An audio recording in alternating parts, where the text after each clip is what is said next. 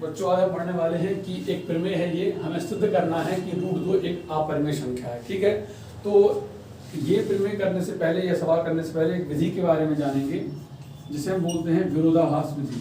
क्या बोलते हैं? विरोधाभास विधि। इसका जो इंग्लिश नाम है वो है कॉन्ट्राडिक्शन मेथड। इस कॉन्ट्राडिक्शन मेथड के माध्यम से हम इस सवाल को हल करेंगे। हम सिद्ध करेंगे कि √2 एक अपरिमेय संख्या है। तो पहला प्रश्न ये उठता है कि विरोधाभास विधि होती क्या है। देखिए, सवाल ने जो हमसे कहा है या कोई स्टेटमेंट जो कि सत्य होता है उस स्टेटमेंट के विरोध को मानना। जैसे सवाल यदि हमसे कहता है कि सिद्ध कीजिए कि √2 एक अपरिमेय संख्या है, जो कि है √2 क्या है? अपरिमेय संख्या है। लेकिन हम इसके विरोध में इसका उल्टा मानेंगे। हम क्या मानेंगे? कि √2 एक परिमेय संख्या है। तो विरोधाभास विधि समझिए क्या होती है। इससे जो कथन है, जो स्टेटमेंट है, उसका उल्टा मानना, उसके विरोध में जाना, उसे कहा जाता है क्या? विरोधाभास विधि। किसी चीज का विरोध करना, उसे क्या बोलेंगे हम? विरोधाभास विधि। और इंग्लिश नाम क्या है इसका? Contradiction method. तो ये कैसे आप काम करेगी? जैसे सवाल ने कहा कि √2 एक अपरिमेय संख्या है, तो हमने कहा नहीं, हम इसका विरोध करेंगे। हमने कहा कि √2 क्या है? एक परिमेय संख्या है। तो हमने क्या मान लिया? √2 को एक परिमेय संख्या मान लिया है। फिर हम √2 को परिमेय संख्या मान के हल करेंगे। लेकिन हल करने के दौरान हम देखेंगे कि कहीं ना कहीं कुछ गलत आएगा। ठीक है, अच्छा, वो गलत क्यों आएगा? वो गलत इसलिए आएगा क्योंकि जो हमने माना है वो हमने गलत माना होगा, तभी वो गलत आ रहा है। ठीक है, अब समझिए इस सवाल को अच्छे से। तो सवाल हमारा रहेगा कि सवाल कहता है कि √2 एक अपरिमेय संख्या है, इसका विरोध करेंगे। लिखेंगे माना कि √2 एक परिमेय संख्या है। हमने क्या मान लिया? √2 एक परिमेय संख्या है। ये हमने क्यों माना परिमेय? क्योंकि हम जिस विधि का प्रयोग कर रहे हैं उसका नाम क्या है? विरोधाभास विधि। उसका नाम है विरोधाभास। हमने इसे उसका उल्टा क्यों माना है? क्योंकि हम यहाँ पे विरोधाभास विधि का प्रयोग कर रहे हैं। ठीक है ना। अब हमने क्या माना है? √2 को एक परिमेय संख्या माना है, और हम जानते हैं कि परिमेय संख्या क्या होती हैं? वे संख्याएं जिन्हें हम p/q के रूप में लिख सकते हैं, लेकिन q is not equal to 0। q 0 के बराबर नहीं होता है। तो अब परिमेय संख्या तो लिखेंगे हम तब √2 बराबर a/b, जहां b बराबर नहीं है 0। हाँ धरना, यदि हमने √2 को परिमेय माना है और उसे a/b के बराबर किया है, तो यहाँ पे b की वैल्यू 0 के बराबर नहीं होगी। लिखेंगे जहां a व b सहअभाज्य हैं। जहां a व b सहअभाज्य हैं। और सहअभाज्य क्या है? थोड़ा सा आप रिवाइज कर लेना, क्योंकि समय बहुत है, इसलिए सवाल में होता है। तो सहअभाज्य क्या है आप देख लेना। ठीक है, तो √2 क्या है? √2 बराबर a/b, जहां a व b सहअभाज्य हैं। अब हमने देखा यहाँ पे 2 के ऊपर रूट लगा है। सबसे पहले काम क्या करेंगे अपन? इस 2 का रूट डालेंगे। अब 2 का रूट कैसे हटेगा? वर्ग करने में लिखेंगे दोनों पक्षों का वर्ग करने पर। क्या करेंगे?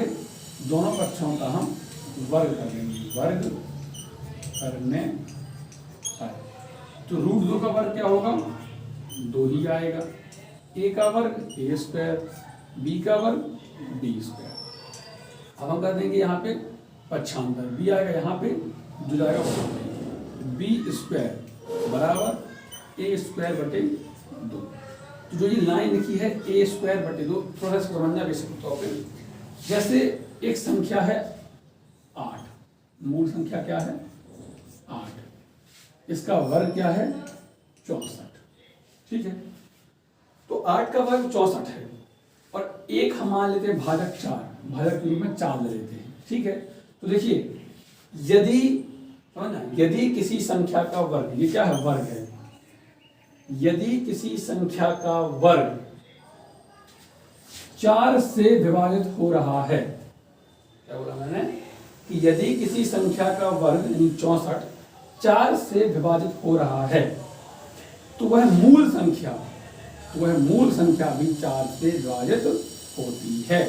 ये स्टेटमेंट मतलब रखना आप कि यदि किसी संख्या का वर्ग किसी संख्या से विभाजित हो रहा है तो वह मूल संख्या भी उसी संख्या से विभाजित होगी।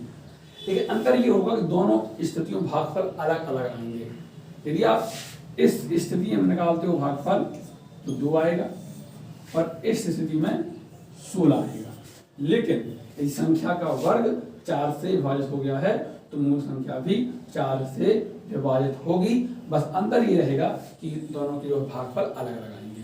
ठीक है, तो ये बात समझाइए, इसका मतलब समझना अब यहाँ प्रमेय में प्रयोग होगा। जैसे a² बटे 2 लिखा है तो इसका मतलब है कि यहाँ a² 2 से विभाजित हो रहा है। a² 2 से विभाजित हो रहा है। तो यदि a² 2 से विभाजित हो रहा है तो मूल संख्या मतलब a, तो a भी 2 से विभाजित होगा। ये मैंने बात अभी समझाई है आपको, इसमें कोई दिक्कत नहीं होनी चाहिए। ठीक है, अच्छा अब a² 2 से विभाजित है तो a भी आपका 2 से विभाजित होगा। हमने कहा आप इतनी बात हम सीख रहे हैं। ठीक है, अब देखना, अब हम क्या करेंगे कि इस लाइन का गणित में परिवर्तन करते हैं। हमने क्या बोला, यदि a² 2 से विभाजित है तो a भी आपका 2 से विभाजित होगा, तो a डिवाइड बाई 2। हमने क्या बोला था कि जब हमने a² को 2 से भाग किया तो b² आया। ठीक है, तो यदि a 2 से भाग होगा तो हम क्या जानते हैं, भागफल में अंतर आता है। दोनों के भागफल एक जैसे नहीं होते हैं। a² 2 से होगा, a भी 2 से होगा, लेकिन दोनों के भागफल अलग अलग होंगे। तो यदि इसका भागफल b² है तो मान लेते हैं इसका उत्तर c है। क्या है इसका भागफल? c है। अब c मानना जरूरी नहीं, आप कुछ मान लो, a b c, a भी मान यहाँ पे, तो c मान लो, d मान लो, e मान लो, कुछ मान लो। तो हमें ये बोलना है कि a 2 से भाग जाएगा तो c आएगा। अब पता नहीं क्या आएगा, तो c आएगा। ठीक है, चलिए इसके बाद कर दीजिए आप त्रिगुणा, क्या आएगा, a बराबर 2c, और इसे मान लीजिए समीकरण नंबर 1। अब हम लिखेंगे यह मान समीकरण 1 में रखने पर, इसमें देखिए आप b² और यहाँ पे क्या है, a² है, तो a का मान क्या है, 2c, तो 2c का स्क्वायर क्या हो जाएगा, 4c²। क्या होगा, 4c²। बटे में क्या है यहाँ पे 2, यहाँ भी आएगा, तो 1 2 2 4 काट दिया, यहाँ आ गया आपका b², यहाँ आएगा 2c²। ठीक है, अब b² 2 को आप इस तरफ लेके आओ तो ये हो गया 2 बराबर c²। यहाँ भी तो हो गया b² बटे 2, तो रखेंगे b² 2 से विभाजित, b² 2 से विभाजित हो रहा है, इसलिए b भी 2 से विभाजित होगा, b भी 2 से विभाजित होगा। ठीक है, हाँ जी, कैसे? अब हम क्या करेंगे, इसमें हमें मालूम हो गया, तो अब थोड़ा समझना, यहाँ पे हमने a b का मान सहभाज, तो a आपका भाग जा रहा है 1 से, a से और 2 से, b आपका भाग जा रहा है 1 से, b से और 2 से। अब ये भी आपके उभयनिष्ठ हैं और ये भी आपके उभयनिष्ठ हैं, तो अब तो a और b सहभाज्य नहीं रहे, जबकि हमने a और b को सहभाज्य माना था। ये क्या कहानी है भैया, हम उसको सहभाज्य मानते चले आ रहे और अंत में जब हमने आके देखा तो वो सहभाज्य नहीं है। ये गलती क्यों हुई? ये गलती इसलिए हुई है कि हमने गलत माना था, है ना। देखेंगे यहाँ पे थोड़ा सा स्टेटमेंट है, लिखेंगे इसका मतलब यह हुआ कि a व b दोनों 2 से विभाज्य हैं, a और b दोनों इसमें विभाज्य हैं। तब a व b सह अभाज्य नहीं है। सही बात है, 2 से दोनों विभाज्य हैं, तो a व b सह अभाज्य नहीं है। हमने क्या माना, सहभाज्य, मतलब हमसे क्या गलती हुई है ना, लिखेंगे तब हमारी